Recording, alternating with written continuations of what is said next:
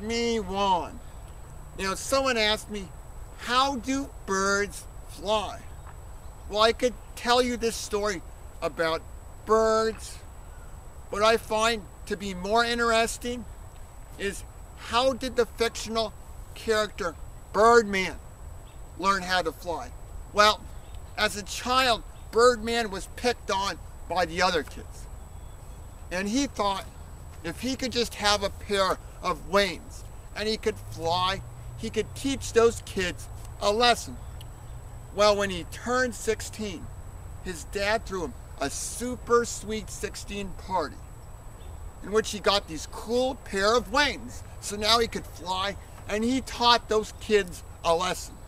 Now, it was pretty gruesome, and I don't want to tell you the details, but that's how Birdman became a superhero, when he got those wings.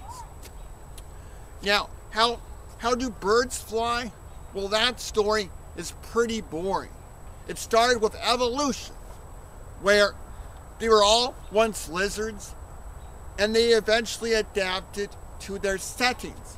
Now, these lizards were all ugly, but some were even uglier, in which the really ugly ones were picked on.